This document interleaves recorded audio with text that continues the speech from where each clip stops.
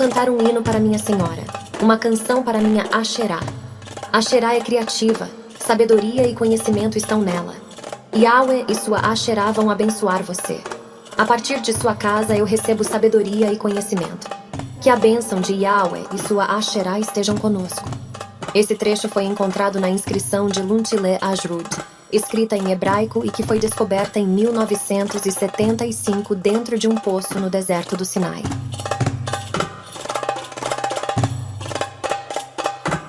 Eu abençoo vocês por Yahweh de Samaria e sua Asherá. Que elas abençoem o guardião da entrada e o povo todo. Com a ajuda de El e de Asherá, eu invoco a paz sobre vocês. E todos os santos são lembrados na casa de El. Que Yahweh e sua Asherá abençoem vocês.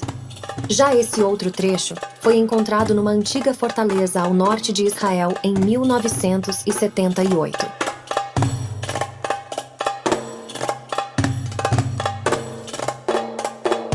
Ambos os trechos têm duas coisas em comum. A inscrição Yahweh e Asherá.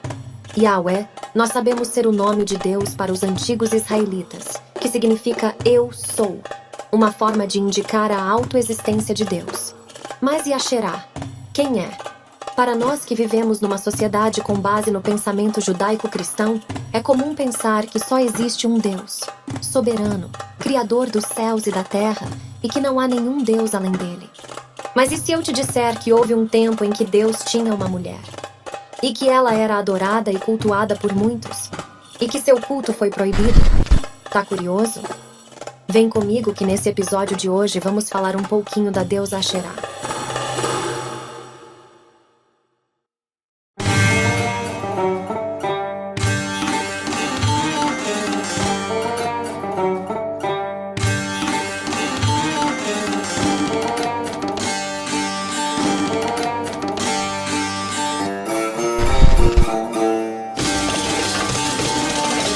Oi, eu sou a Sofia Salazar. E esse é mais um episódio do Além do Espelho.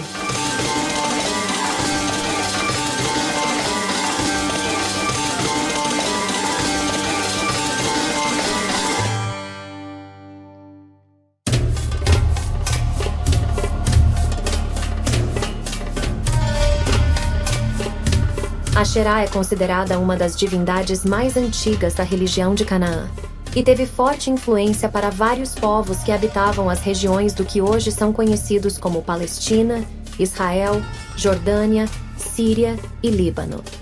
Sua origem é muito controversa e complexa, mas entende-se que há possíveis ligações com outras divindades antigas da Suméria e também da Fenícia, onde ela era frequentemente referida como a consorte de El, o principal deus dos cananeus.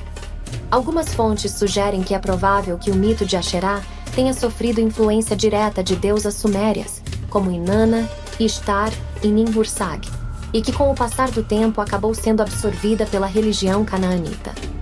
Apesar de muitos dizerem que sua origem está ligada à Suméria, muitos estudiosos afirmam que a deusa Asherá tem sua origem na Fenícia, também conhecida como Astarte, uma deusa associada ao amor, fertilidade, sexualidade, prosperidade e vida. Alguns dos primeiros registros históricos encontrados em escavações que retratam a adoração a Asherá datam do 2º milênio antes de Cristo e a descrevem como sendo a companheira do Deus Supremo El.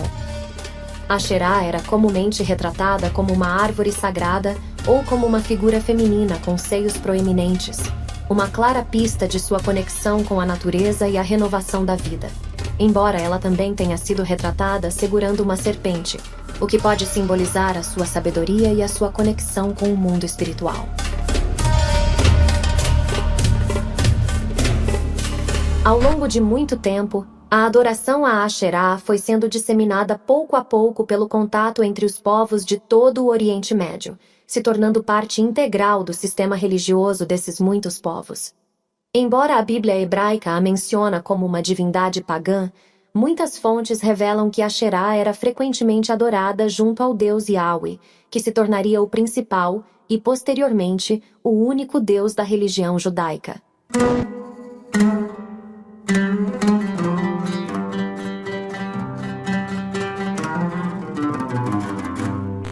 Muitos israelitas acreditavam que Asherá era a esposa de Yahweh, enquanto outros a consideravam uma divindade independente. Mas, de fato, existem muitas evidências que sugerem que a adoração e o culto a Asherá era comum entre alguns dos hebreus. Mas também existem evidências e passagens bíblicas que condenam a adoração e o culto a Asherá como sendo uma prática de idolatria, como é visto em Deuteronômio capítulo 16, versículo 21. Não plantarás nenhum bosque de árvores junto ao altar do Senhor teu Deus, que fizeres para ti. Em algumas traduções, no lugar do termo bosque de árvores, pode-se ler poste ídolo, o que é uma clara referência a Asherá, o que sugere que a adoração a essa deusa era tão comum e difundida entre os hebreus que se tornou uma prática cotidiana na construção de altares.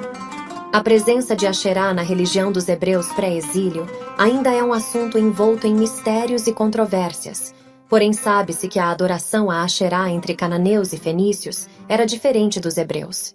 Enquanto os cultos cananeus e fenícios a Asherá envolviam rituais sexuais e orgiásticos, não é possível encontrar tais evidências que os cultos a Asherá praticados pelos hebreus envolviam tais práticas.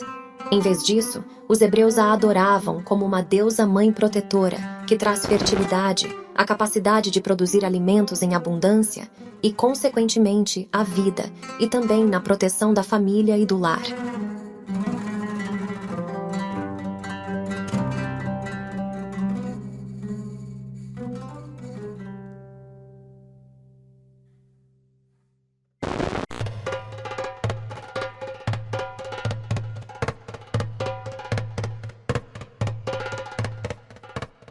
Ao longo da história, é comum observarmos uma tendência marcante de destacar as figuras masculinas, e o antigo contexto da sociedade israelita não foge a essa realidade. Devido à influência do patriarcado e das normas culturais e religiosas, as mulheres geralmente ocupavam uma posição de submissão em relação aos homens. O casamento, por exemplo, desempenhava um papel central nessa sociedade, onde as mulheres tinham como principais responsabilidades a procriação, garantindo a continuidade da linhagem familiar, o cuidado da casa e dos filhos, bem como o apoio ao sustento da família. No entanto, é importante destacar que houve mulheres na sociedade israelita que desempenharam papéis significativos em atividades econômicas e produtivas, exercendo influência no âmbito doméstico, e algumas alcançaram grande destaque político e religioso, como Esther, Abigail, Ruth, entre outras. Existem interpretações que apontam o patriarcado como um fator fundamental para que uma deusa ligada à maternidade, fertilidade, prosperidade e vida tenha encontrado adoração e culto especialmente entre as mulheres. Nesse contexto, acredita-se que as mulheres desempenhavam um papel de extrema importância como sacerdotisas e participantes das atividades rituais relacionadas a Asherá. No entanto, ainda não possuímos um entendimento preciso sobre o papel exato das mulheres no culto à deusa. As evidências sugerem que o culto a Asherá era marginalizado, além de restrito a alguns grupos específicos de pessoas.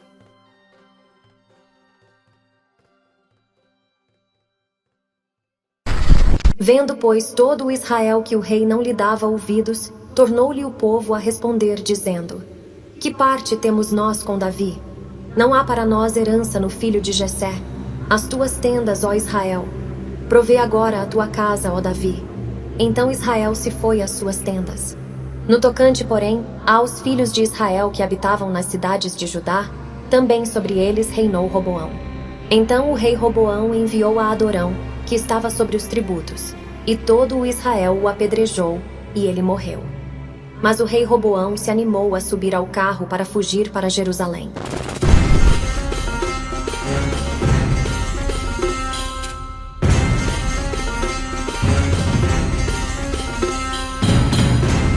Esses trechos pertencem ao livro de 1 Reis, capítulo 12, versículos 16, 17 e 18, e descrevem um evento crucial que marcou o início de uma nova era na história do povo hebreu: a divisão entre os reinos de Israel e Judá. Após o período dos juízes, houve a formação de um reino unificado que atingiu seu apogeu durante o reinado de Salomão. Mas as tribos do norte, insatisfeitas com a opressão política e econômica que experimentaram sob o governo de Salomão, encontraram em Jeroboão um líder e em Roboão um adversário. Após a morte do rei Salomão, Jeroboão liderou uma revolta contra Roboão e estabeleceu o reino de Israel, tendo Siquém como sua capital, a qual mais tarde seria transferida para Samaria durante o reinado de Omri.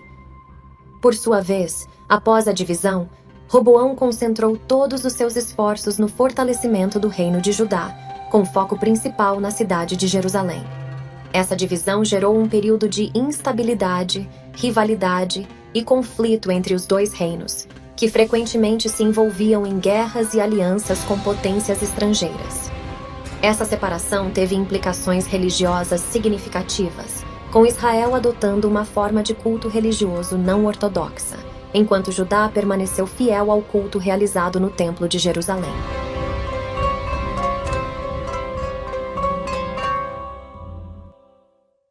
Acabe, filho de Omri, fez o que era mal aos olhos do Senhor, mais do que todos os que foram antes dele. E sucedeu que, sendo-lhe pouco importante imitar as abominações dos amorreus, tomou por mulher a Jezabel, filha de Etbaal, rei dos Sidônios. E foi, e serviu a Baal, e o adorou.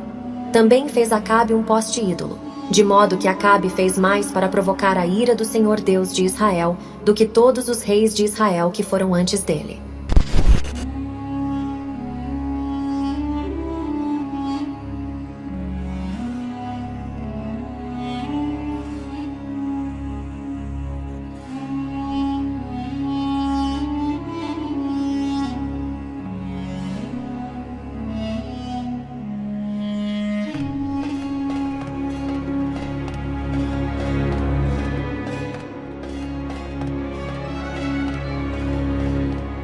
Esse é o primeiro registro bíblico do nome Jezabel. A rainha Jezabel, esposa do rei Acabe, desempenhou um papel crucial na reintrodução e promoção da adoração à deusa Asherá e a Baal, em detrimento do culto a Yahweh no reino de Israel. Antes marginalizada como uma prática religiosa distinta das crenças tradicionais do povo israelita, essa adoração agora se estabeleceu na sociedade, gerando controvérsias e conflitos religiosos. Jezabel, uma princesa fenícia, como era de se esperar, trouxe consigo suas crenças e práticas religiosas. Sua influência na política e na religião em Israel gerou grandes tensões com os profetas e líderes religiosos israelitas, que consideravam essas práticas um insulto à sua fé e à adoração de deuses estrangeiros como uma ameaça à sua identidade. Para os defensores da fé única em Yahweh, como o profeta Elias, a adoração a Asherá, a Baal ou a qualquer outro deus estrangeiro era considerada como uma prática perniciosa que levava Israel a uma profunda crise de idolatria e apostasia religiosa. Elias, um dos profetas mais proeminentes do Antigo Testamento, lança uma cruzada violenta contra a idolatria, que era visto por ele como uma forma de corrupção e prostituição religiosa e moral que impedia a pureza da fé e a fidelidade à aliança divina. Foi durante esse período que o Monte Carmelo se tornou o centro mais importante de adoração e práticas religiosas que eram condenadas por muitas pessoas, incluindo Elias. Então caiu o fogo do Senhor e consumiu o holocausto, e a lenha, e as pedras, e o pó, e ainda lambeu a água que estava no rego. O que vendo todo o povo caíram sobre os seus rostos e disseram: Só o Senhor é Deus, só o Senhor é Deus. E Elias lhes disse: Prendei os profetas de Baal, que nenhum deles escape. Eles, pois, os prenderam, e Elias os fez descer ao ribeiro de Quizon, e ali os matou. Esse trecho de 1 Reis, capítulo 18, versículos 38 a 40, narra o momento em que Elias desafia os sacerdotes de Baal a provarem a existência de seu Deus. Após esse confronto, Elias ordena que capturem os profetas de Baal e que depois os matem.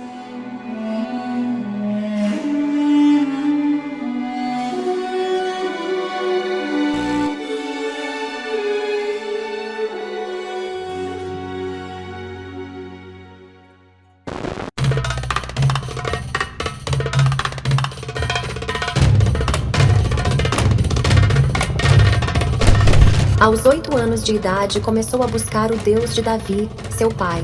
E aos 12 anos, purificou Judá e Jerusalém dos altos, dos postes ídolos, das imagens de escultura e das imagens de fundição. E tirados à sua presença os altares dos Baalins, bem como o sol e a lua e todos os exércitos dos céus, queimou-os fora de Jerusalém, nos campos de Cedron, e as cinzas deles lançou no lugar das sepulturas comuns. Derrubou também os altares e os postes ídolos. Despedaçou as imagens de escultura e as imagens de fundição e reduziu tudo a pó, e espalhou-o sobre os túmulos dos que lhes tinham sacrificado. E queimou os ossos dos sacerdotes nos seus altares e purificou a Judá e a Jerusalém. Este trecho de 2 Crônicas, capítulo 34, versículos 3 a 7, mostra parte das ações do rei Josias em impor o culto a um único Deus em Israel, destruindo altares e imagens de outras divindades. O reinado de Josias teve um impacto profundo no reino de Judá. Foi durante o seu reinado que ocorreu o descobrimento do livro da lei, o Sefer HaTorá, uma forma primitiva do livro de Deuteronômio. Ele também ordenou a purificação do Templo de Jerusalém, que estava em estado de deterioração, e restaurou a celebração da Páscoa de acordo com os rituais tradicionais estipulados pela lei.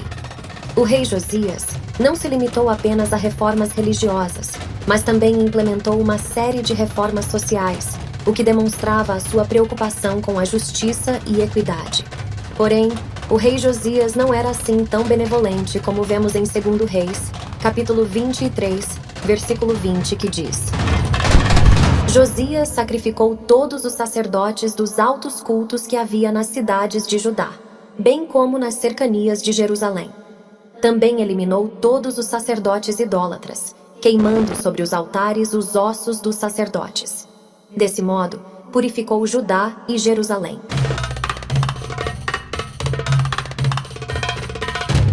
As reformas de Josias, com uma provável base no Código Deuteronômico, promoveu a imposição do monoteísmo por meio da força, o que levou a uma série de atrocidades em nome de Yahweh. Tais reformas desencadearam uma campanha de extrema violência para erradicar qualquer vestígio de cultos estrangeiros. As ações envolviam opressão, perseguição, o uso da violência e até mesmo a morte. Foi no período pós-exílio que o monoteísmo em Israel se consolida de fato. Foi nesse momento que a crença em Yahweh como o único e verdadeiro Deus se estabelece.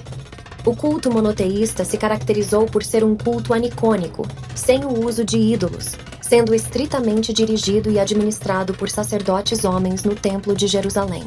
É nesse contexto de apagamento de várias divindades e de fortalecimento do patriarcado que a deusa Asherá, que outrora era a grande deusa-mãe, protetora e consorte de Yahweh, começa a perder sua força, influência e importância, e a sua imagem se dissipa como grãos de areia no vento da história.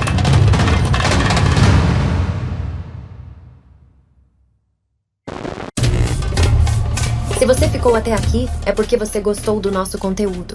Então, faz o seguinte: clica em curtir, deixa um comentário aí embaixo, compartilhe esse episódio com alguém que possa gostar e segue a gente nas redes sociais. Até o próximo episódio.